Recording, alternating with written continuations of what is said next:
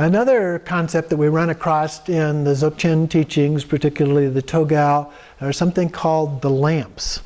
And there are different series of these, and you'll find variations as you look at these and what they are.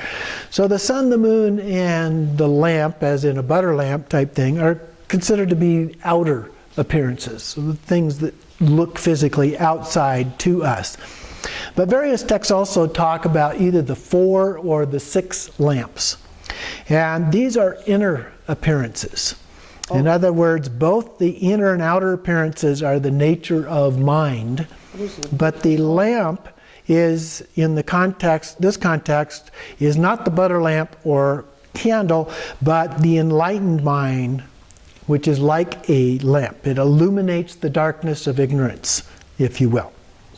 And so there are a few different lists of, as I said, these 4 or 6 lamps. The names also vary a little bit, so you'll see some variations in that. But this will give you a general idea of these and the purpose related to the 4 visions. So the first one are the 4 lamps. So we have the fluid lasso lamp, and the eyes serve as the door to the inner light as outer appearance, the door to a rising of the other 3 lamps. So the eyes are kind of like the door to these things.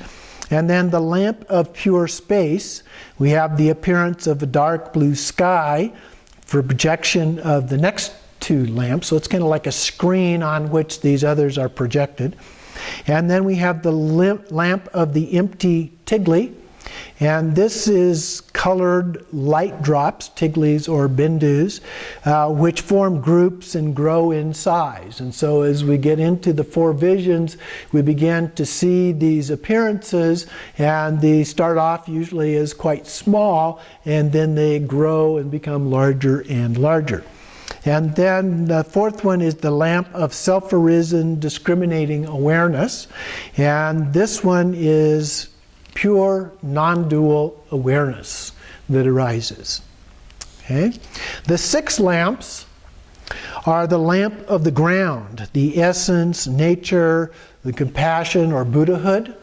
That becomes the ground.